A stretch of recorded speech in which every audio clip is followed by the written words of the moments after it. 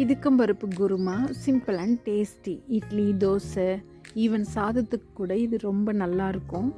வாங்க எப்படி செய்யலான்னு பார்க்கலாம். தேவையான பொருட்கள்: தேங்காய் விழுது, தக்காளி, நறுக்கிய சின்ன வெங்காயம்,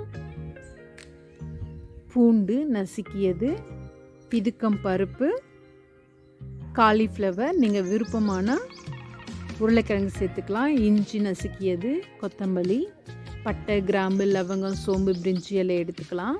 இப்போ ஒரு பாத்திரத்தில் தண்ணி விட்டு அது கூட நறுக்கி வச்சிருந்த காலிஃப்ளவரை சேர்த்து மஞ்சத்தூள், உப்பு போட்டு கொஞ்சம் நேரம் வேக விடலாம். ஓரளவுக்கு இந்த காலிஃப்ளவர் வெந்திருந்தால் போதும். நம்ம மீண்டும் குருமாவில் போட்டு வேக வைக்கும்போது அது நல்லா வெந்துடும்.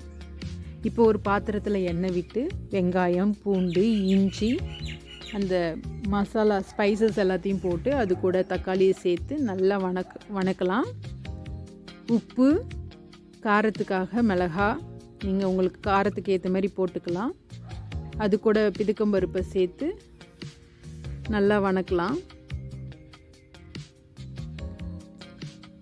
இது கூட நீங்கள் ஈவன் மசாலா, கரம் மசாலா கூட சேர்த்துக்கலாம். நான் கொஞ்சம் மஞ்சத்தூள், மல்லித்தூள், மிளகாத்தூள் மட்டும் சேர்க்குறேன். உங்களுக்கு வேணும் அப்படின்னா சிக்கன் மசாலா இல்லை கரம் மசாலா சேர்த்துக்கலாம். ரொம்பவே டேஸ்டியாக இருக்கும். நான் மீதம் வச்சுருக்கிற கொட்டைகளையும் போட்டு இப்போ காலிஃப்ளவர் சேர்த்து நல்லா வேக வச்சுட்டேன்.